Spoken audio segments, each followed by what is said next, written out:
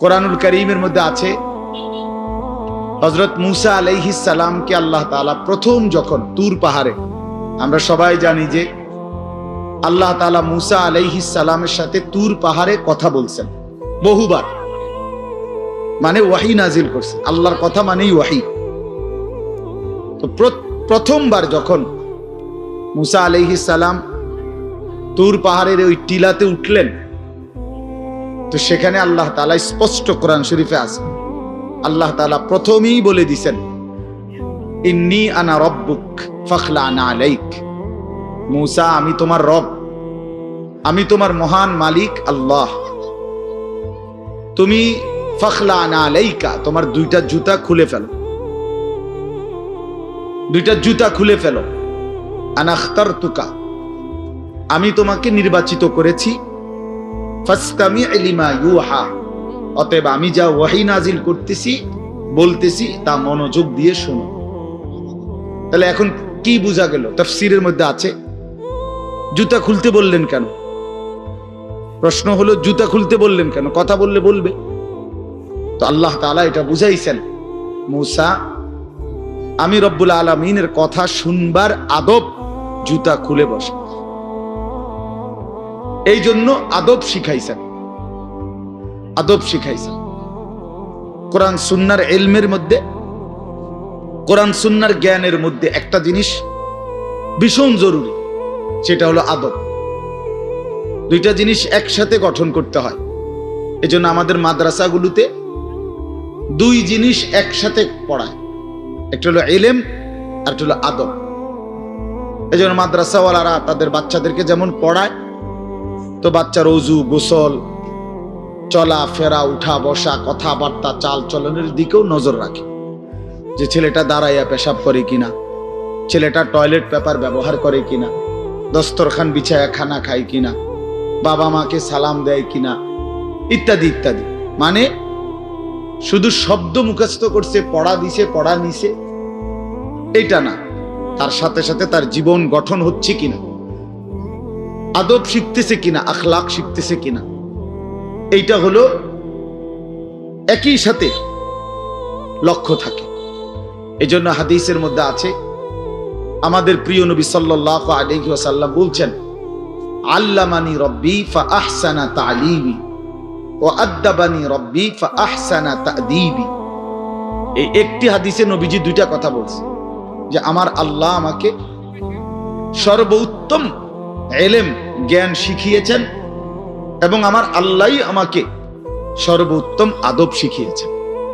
তাহলে একই সাথে বলছে নবীজি, আল্লামানি রব্বি আদ্দাবানি রব্বি, আল্লাহই আমাকে ইলম শিখিয়েছেন, আল্লাহই আমাকে আদব শিখিয়েছেন। কেন নবীজি বাম পাও দিয়া টয়লেটে ঢুকছেন? কেন ডান পাও দিয়া মসজিদে ঢুকছেন? মনে করেন এই যে প্রতিটা নড়াচড়া, হাত্তাল হারাকাত ওয়াস সাকানাত, নবীজির প্রতিটি স্থিরতা, প্রতিটা নড়াচড়া, সবটাই আল্লাহ তাআলার ফয়সালা, আল্লাহ তাআলার পক্ষ থেকে নির্ধারণ করে। তিনি সাহাবীদের সাথে পরামর্শ করছে অথবা নিজে নিজে ভাবছে যে কেমনে শুইলে ভালো হয়, কেমনে হাঁটলে ভালো হয়, না না, আল্লাহ তাআলার পক্ষ থেকে নির্ধারণ করে দেওয়া। এই জন্য বাপ, এটা জরুরি বিষয়। এটা আল্লাহর কোরআনের মজলিস, বরকতময় মজলিস। এখানে জুতা খুলে আল্লাহর কথা শুনলে বরকত হবে, এটা আদব।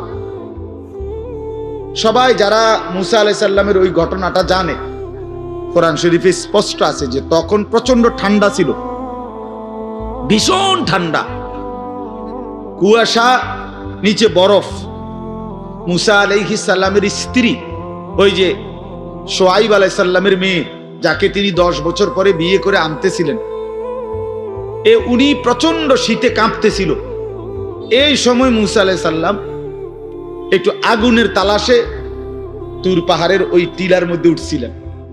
স্ত্রীকে বলছে, ইন্নী আনাস্তু নারা, আমি একটু আগুন তালাশ করে আনি, যদি আগুনটা আনতে পারি তাহলে আগুনের মধ্যে যদি তোমার শরীরে একটু সেঁক দাও, তাহলে গরমটা আর শীতটা একটু কম লাগবে। মানে সে শীতকালে আগুন দিয়ে আগের দিনে খুব ছিল, তাহলে বোঝা গেল এত ঠান্ডা, এত প্রচন্ড শীতে যে কাঁপতেছে। কিন্তু এরপরেও আল্লাহ তাআলা বললেন, আগে জুতা খোলো। অথচ এই ঠান্ডার মধ্যে জুতা না খুললে ভালো ছিল, কিন্তু এরপরও আল্লাহর কথা শুনবার আদব, জুতা খুলে শুন। হাদিসের মধ্যে কথা স্পষ্ট আছে, আল্লাহ নবী সাল্লাল্লাহু আলাইহি ওয়াসাল্লাম কখনোই খাবার জুতা পরিহিত অবস্থায় খাইতেন না। জুতা পায়ে কখনোই তিনি খাবার খাইতেন না, বরং জুতা খুলে পিঠ সোজা রাইখা মাথা নিচের দিকে নোয়াইয়া দুই হাঁটু উপরের দিকে তুলে বিনয়ের সাথে আল্লাহ নবী সাল্লাল্লাহু আলাইহি ওয়াসাল্লাম খাবার গ্রহণ করতেন।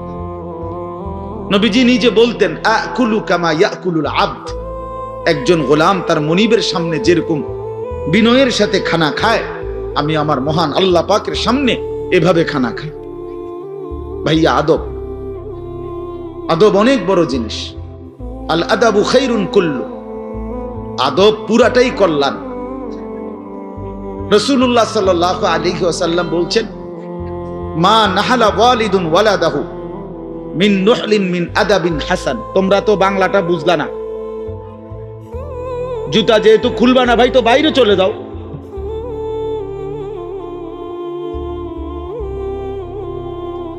আশ্চর্য মানুষ। না না, অনেকের আছে গাদ্দারি স্বভাব, যে আমি যেমনি আছি এমনি শুনুন। এটা সিধা করতে হবে। জিন্দেগি যদি সোজাই না হয় তো বললাম কারে, বললাম কাকে? শুধুই কেবল ভাইয়া শুনলাম একজনের পরিচিতি আছে, একজনের জনপ্রিয়তা আছে, একজনের সুর আছে, একজনের টান আছে, একজনের জোরে গলার আওয়াজ আছে, তো এই কারণে জড়লাম। কি ফায়দা এতে ভাই? কথা বোঝেন নাই? আমারে মনে করেন 1 কোটি মানুষ চিনে, তো আপনার লাভ কি? আমারে 10 কোটি মানুষ চিনে, সারা পৃথিবী চিনে, তো আমারে চিনলে তোমার লাভ কি? তুমি কি বদলাইলা এটা না দেখার বিষয়। আমি আমার জন্য কি গ্রহণ করলাম, এখানে কার জনপ্রিয়তা আছে না নাই, এটা দিয়ে কে ঘাস কাটে? জনপ্রিয়তা দিয়া হয় কি? কিচ্ছু না, কিছুই না।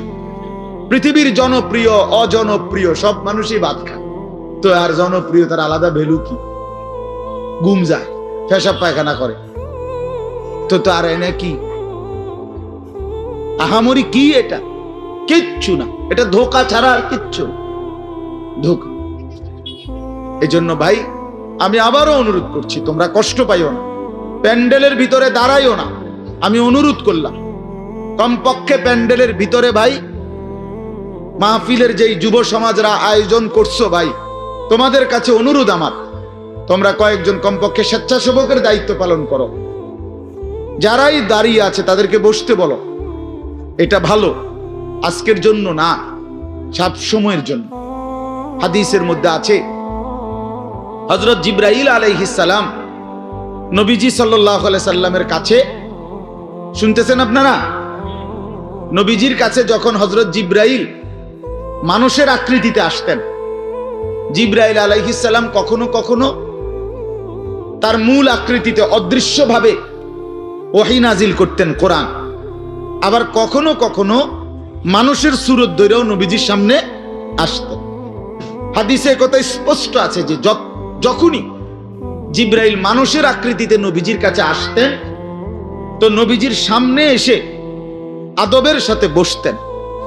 কিভাবে বসতেন? হাদিসের এই শব্দটা পর্যন্ত আছে, ফাসনাদা রুকবাতাইহি ইলা রুকবাতাইহি। মনে করেন নবীজি এদিকে ফিরা, তো জিবরাইল ওইদিকে মুখোমুখি বসতেন, এভাবে যে উভয়ের হাঁটু বরাবর, বুক বরাবর, চোখ বরাবর, এইভাবে মনোযোগ দিয়ে জিবরাইল আলাইহিস সালাম নবী সাল্লাল্লাহু আলাইহি সাল্লামের সামনে বসতেন। এরপরে তিনি বিভিন্ন বিষয় বলতেন, শুনতেন, নবীজির সাথে কথা বলতেন। তাইলে আদব এটা। আল্লাহর কোরআনের সামনে, রাসূলুল্লাহ সাল্লাল্লাহু আলাইহি সাল্লামের হাদিসের সামনে সর্বোচ্চ আদবের সাথে বসতে হয়, সর্বোচ্চ। এটা বসা, এটাই নিয়ম। হাদিসের মধ্যে আছে, আরো শুনাই আমি, হাদিসের মধ্যে আছে, হাদিসে কুদসি, কোন নেককার বান্দারা যখন আল্লাহর জিকির, আল্লাহর তেলাওয়াত, আল্লাহর কথা শুনবার জন্য, বসবার জন্য, বলার জন্য বসে, তো এই পুরা মজমা যখন শেষ হয় তো আল্লাহ ফেরেশতাদেরকে জিজ্ঞেস করে যে আমার এই বান্দাদেরকে কি পুরস্কার দেওয়া যায়। তো তারা বলে মহান আল্লাহ আপনার ইচ্ছা। তো আল্লাহ তাআলা বলেন শুনো, আমার এই প্রিয় বান্দাদের মজলিস যারা বসলো আমি তাদের সকলকে মাফ করে দিলাম। তো ফেরেশতারা বলে আল্লাহ এখানে এমন লোকও আছে যে এমনি আসছিল, দ্বীনি উদ্দেশ্যে আসে নাই, আপনার কথা শুনতে আসে নাই, এমনি বইছিল আর কি।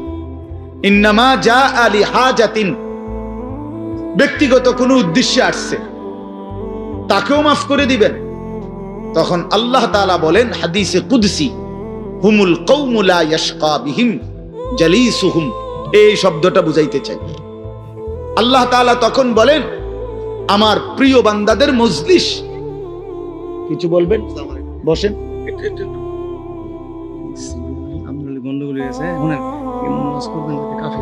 আপনার বলেন, বসেন না, বসেন বসেন আপনি।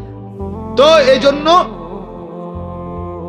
হুমুল কওমু লা ইয়াশকা বিহিম জালিসুহুম, এমন কওম যে কওম আল্লাহ বলে আমার নেক বান্দাদের মজলিস এমন মজলিস যেখানে যেই বসছে আমি আল্লাহ কাউকে বঞ্চিত করি, কাউকেই বঞ্চিত করব না, বরং ফেরেশতারা শোনো আমি সকলকেই মাফ করে দিলাম। তাহলে এইখানে কথাটা কি, যে জালিসুহুম আমার নেক বান্দাদের সাথে যারা বসছে আমি সকলকে মাফ করে দিলাম। তাহলে বোঝা গেল বসার গুরুত্বটা আলাদা। এই এতগুলো কথা বলার পরে আর আমার পক্ষে আর কিছু বলার নাই এই বিষয়ে। কোরআন সুন্নাহর আলোকে বললাম, এরপরে কোনো বদনসিব যদি নাই বসে তার কি করার আছে? তার কি মাথার বাড়ি দেওয়া যাবে? কথা বুঝছেন? কাজেই এরপরে কোনো দুর্ভাগা না বসলে ঠিক আছে। ইসরাফিলের ফু যেদিন দিবে সেদিনও বহু মানুষ গাফেল থাকে।